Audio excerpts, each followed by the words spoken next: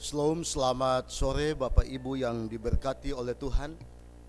Kita berjumpa kembali di dalam ringkasan pelajaran sekolah sahabat kita hari ini, tanggal 10 April 2023, dengan judul Injil Kekal.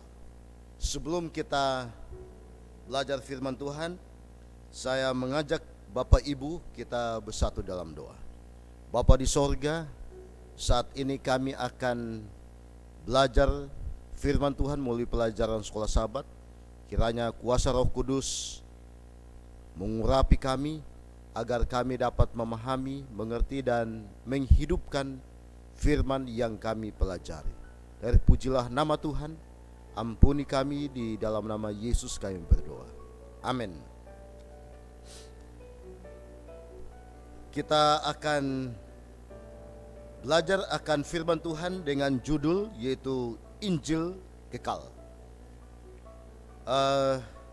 Kita bisa membaca di dalam Wahyu pasal yang ke-14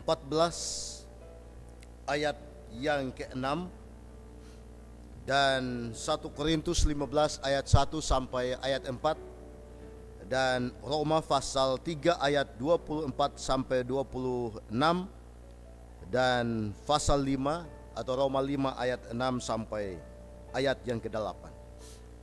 Nah, Bapak Ibu, bila mana kita membaca di dalam Wahyu pasal 14 ayat yang ke-6, diawali dengan kata Injil Kekal.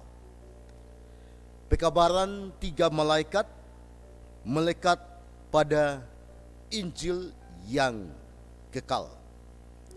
Jika seseorang gagal memahami makna Injil yang kekal, maka pokok-pokok pekabaran 3 malaikat akan sulit untuk dipahami.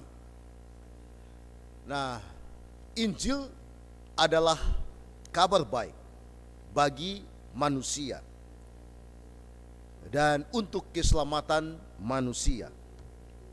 Ini berita tentang kehidupan, kematian, kebangkitan dan pekerjaan Yesus setelah naik ke sorga sebagai imam besar yang melaksanakan akan penghakiman.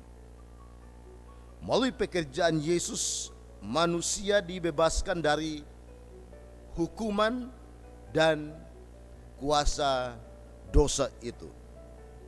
Nah, saudara-saudaraku, ada 4 poin yang Paulus sampaikan dalam kitab Roma terkait kasih karunia yang disediakan melalui Yesus Kristus.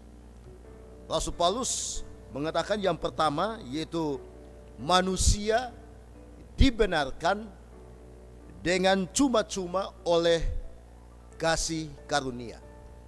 Jadi Bapak Ibu, kita perlu memahami bahwa saudara dan saya dibenarkan dengan cuma-cuma, bukan oleh karena usaha kita, bukan oleh karena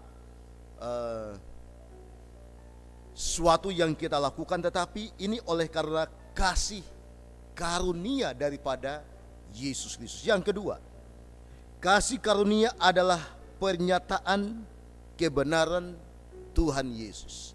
Jadi kasih karunia adalah pernyataan dari kebenaran Tuhan Yesus. Dan yang ketiga, bahwa kasih karunia membenarkan mereka yang dengan iman menerima akan Yesus. Jadi kita harus menyambut akan kasih karunia, yaitu dengan kita percaya dan beriman menerima akan Yesus.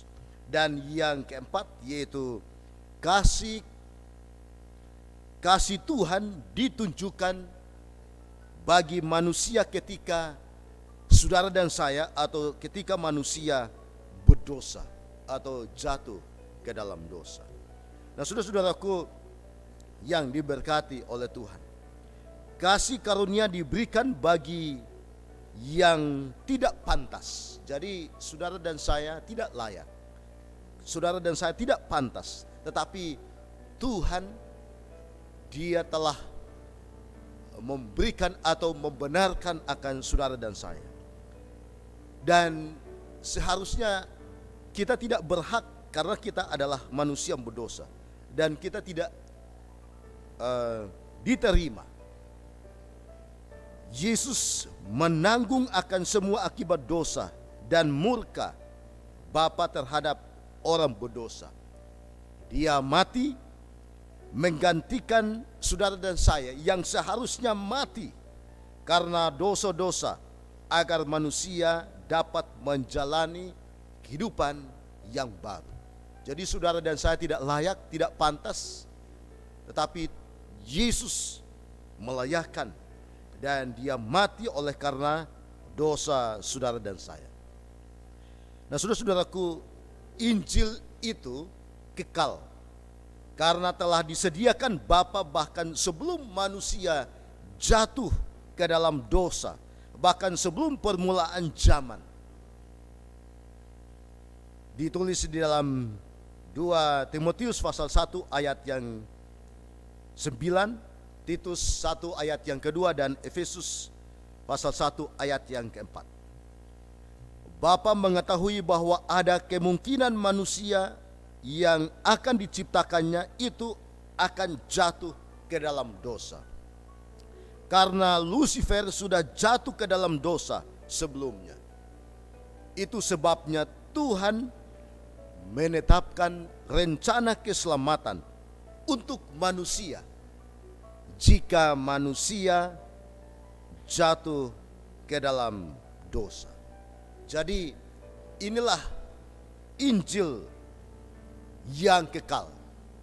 Inilah maksud Injil kekal dalam pekabaran 3 malaikat. Jadi Yesus memberikan akan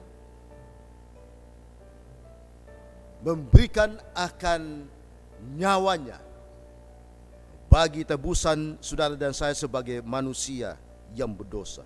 Nah, oleh sebab itu pekabaran keselamatan ini, Injil yang kekal, kabar baik, kita harus terus nyatakan kepada banyak orang, kepada saudara-saudara kita yang belum mengenal akan kebenaran, sehingga mereka dapat menerima Yesus sebagai Tuhan dan Juru Selamat pribadi mereka.